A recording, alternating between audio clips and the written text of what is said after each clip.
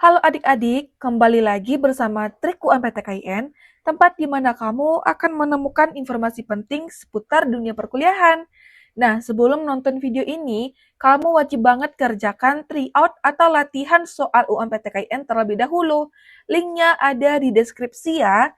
Setelah itu baru nonton video ini untuk cek pembahasannya. Dan jangan lupa follow Instagram Trik UMPTKIN untuk informasi tryout lainnya ya. Oke, langsung aja kita ke soal yang pertama. Soal di atas adalah tipe pada dan kata atau analogi yang termasuk dalam kategori penalaran verbal di ujian UMPTKIN. Penalaran verbal memang punya dua sisi penting. Pertama, pemahaman bahasa tertulis ini mencakup kemampuan untuk memahami makna kata, kalimat, dan paragraf, menangkap pesan tersirat maupun tersurat, memahami struktur kalimat yang efektif, dan membedakan kalimat logis dan tidak logis. Yang kedua, keterampilan berbahasa berdasarkan aturan. Artinya, kamu juga diuji dalam struktur kalimat SPOK, ejaan, konjungsi, dan lain-lain, penggunaan kata yang tepat, dan hubungan logis antar gagasan. Dan soal seperti rata mulus itu analogi, karena kamu diminta mencari hubungan antara dua kata, lalu mencocokkan dengan pasangan kata lain yang menghubungannya sepadan. Nah, ciri-ciri soal analogi di UMPTKIN, pertama, biasanya berbentuk kata A, kata B, sama dengan titik-titik. Yang kedua, yang diuji kemampuan nalar logis plus pemahaman bahasa, bisa melibatkan hubungan sebab akibat, bagian keseluruhan, fungsi alat, sinonim atau antonim, serta tempat dan keberadaan. Oke adik-adik, dengerin baik-baik ya, kita bahas soal analogi ini pelan-pelan, tapi pasti, biar kalian semua paham. Yuk kita mulai. Langkah pertama, pahami dulu hubungan antara rata dan mulus. Rata itu sifat permukaan. Kalau permukaannya rata, biasanya kesannya mulus. Contohnya, bayangin meja yang permukaannya rata, pasti enak dipegang, halus, mulus. Nah, jadi hubungan rata mulus itu adalah sebab akibat. Karena permukaannya rata, maka hasilnya jadi mulus. Jadi ini adalah hubungan karena A maka B. Langkah kedua, cek satu persatu opsi jawaban. Segitiga, sisi. Nah, segitiga itu bentuk dan dia punya sisi. Tapi ini hubungannya bentuk dan bagiannya, bukan sebab akibat. Jadi salah. Kedua, yang B itu kapak pengasah. Kapak itu alat dan pengasah itu yang bikin kapak tajam. Tapi arah hubungannya beda. Di sini pengasah yang bikin kapak jadi tajam. Mirip sih, tapi bukan, karena kapaknya sendiri menyebabkan pengasah, jadi kurang pas. C. Perahu tenggelam. Waduh, ini lebih ke kejadian ya. Perahu bisa tenggelam, tapi bukan pasti. Dan bukan karena perahu, lalu otomatis tenggelam. Jadi nggak cocok juga ya hubungannya. Dan yang D. Bengkok liku. Nah, ini yang paling nyambung. Bengkok itu bentuk. Kalau suatu jalan atau garis bengkok-bengkok, hasilnya berliku. Jadi ini juga hubungan sebab akibat. Kayak karena bengkok maka jadi liku-liku. Cocok banget sama pola karena rata maka mulus. Maka jawabannya adalah D. Bengkok liku. Tips simpel dari trik UMPTKIN kalau menjawab soal seperti ini. Pertama, cari dulu hubungan antara dua kata pertama. Tanyakan apa sih hubungan antara A dan B? Apakah A menyebabkan B atau A bagian dari B atau A kebalikan dari B? Kedua, cocokkan pola itu dengan pilihan jawaban. Jangan pilih yang mirip doang secara kata, tapi beda pola hubungannya. Ketiga, kalau bingung, ucapin hubungan itu kayak cerita. Misal, karena permukaan meja itu rata, maka jadinya mulus. Karena jalan itu bengkok-bengkok, maka terlihat berliku. Begitu ya adik-adik semua. Masuk ke soal nomor 2. Para calo atau makelar banyak dijumpai di tengah-tengah masyarakat. Mereka mampu meraup pundi-pundi kekayaan lewat profesi ini. Selama ini, terkesan di masyarakat bahwa calo ketika bekerja hanya mengejar keuntungan pribadi, walau kadang harus berbohong kepada konsumen. Sinonim kata calo pada kalimat tersebut adalah, adik-adik, dengerin ya, kita lagi ngomongin soal kata calo. Kalian pasti udah pernah dengar atau bahkan lihat langsung calo kan?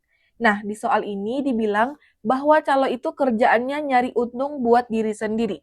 Kadang bohong, dan biasanya nongol di tempat umum kayak terminal, stasiun, atau stadion. Bener nggak? Nah, sekarang pertanyaannya, sinonim dari kata calo itu apa? Artinya, kata lain yang maknanya sama atau hampir sama. Jadi yuk kita bahas pilihan jawabannya satu-satu. A. Penjual. Penjual itu orang yang menawarkan barang atau jasa untuk ditukar dengan uang. Tapi dia bisa berjualan langsung, resmi, dan jujur. Nah, calo itu bukan sekedar penjual, dia itu perantara atau makelar. Jadi ini kurang tepat ya. B. Pedagang. Ini juga mirip kayak penjual, bahkan lebih formal. Pedagang punya toko atau lapak. Calo itu nggak gitu, dia biasanya nggak punya barang sendiri, tapi nyari pembeli dan ngambil keuntungan dari selisih harga. Jadi ini belum pas. C. Pialang. Nah ini dia jawaban yang paling tepat. Pialang itu orang yang jadi perantara antara dua pihak, kayak pembeli dan penjual, dan dapat komisi atau keuntungan dari situ. Sama kayak calo. Walau pialang itu kesannya lebih profesional ya, kayak di dunia saham, tapi secara arti kata, pialang calo sama dengan perantara. Jadi ini jawaban yang benar. Yang D, portir. Nah, portir itu apa sih? Ada yang tahu nggak? Komen ya. Oke adik-adik, portir itu petugas angkut barang di stasiun, hotel, dan lain-lain. Jadi ini jauh banget artinya dari calo. Jadi kita langsung coret ya. Dan jawaban yang benar itu adalah C, pialang. Ingat ya adik-adik, calo, pialang sama dengan perantara. Walaupun satu kesannya liar, satu lagi resmi, tapi mereka sama-sama makelaran. Oke adik-adik, tips simpel dari trik UMPTKIN untuk soal sinonim atau persamaan kata. Pertama, pahami makna kata asli dulu. Sebelum memilih jawabannya, pastikan kamu benar-benar ngerti arti kata yang ditanya. Kedua, gunakan teknik eliminasi. Coret pilihan yang jelas-jelas nggak nyambung atau beda jauh maknanya. Ketiga, waspadai kata yang mirip tapi menjebak. Contoh, pialang dan pedagang, gitu. Yang keempat, perbanyak kosakata dengan baca atau dengerin hal seru, seperti baca komik, novel, nonton film, atau dengerin podcast bisa bantu kamu untuk kenali lebih banyak sinonim secara alami. Oke adik-adik, buat kamu nih yang mau dan butuh penjelasan lebih lengkap berupa file PDF-nya, bisa banget langsung hubungi admin ya. Karena nanti kita akan bahas soalnya banyak banget dari 1 sampai 40. Jadi kalau kamu mau nih pembahasannya berupa file PDF, boleh banget langsung hubungi admin ke sini ya. Selanjutnya masuk ke soal nomor 3. Striker Flamengo yang juga mantan bidang Inter Milan, Adriano, mengaku bahwa ia masih terus mendapat tawaran kembali berlaga di Eropa. Adriano memiliki karir yang gemilang di lapangan hijau setelah terpuruk di Inter dengan mengantar Flamengo menjadi juara Liga Brazil akhir pekan lalu. Pertanyaannya, antonim dari kata berlaga adalah A. Beragah, B. Berkompetensi, C. Bersabung, D. Berembuk. Oke, kita masuk ke pembahasan. Langkah pertama, pahami arti kata berlaga. Berlaga itu artinya bertanding atau ikut dalam sebuah kompetisi, biasanya dalam konteks olahraga. Contohnya kayak, Timnas Indonesia akan berlaga di Piala Asia. Adikmu sedang berlaga di turnamen catur sekolah. Jadi kalau berlaga sama dengan bertanding, antonimnya alias lawan katanya harus berarti tidak bertanding. Langkah kedua, cek satu-satu pilihan jawaban. Jawaban A, beragah, ini bukan kata baku dan nggak ada hubungannya sama bertanding. Jadi kita lewatkan. B, berkompetensi. Sekilas mirip ya, karena kompetensi itu ada kata kompetisinya. Tapi hati-hati, berkompetensi artinya punya kemampuan atau keahlian, bukan bertanding. Jadi ini bukan lawan kata dari berlaga, ini malah sinonim dekatnya. C, bersabung. Ini juga bukan berarti bertanding, tapi biasanya untuk ayam, sabung ayam contohnya. Artinya masih sama dengan berlaga, jadi ini juga bukan antonim ya adik-adik. Selanjutnya, D, berembuk.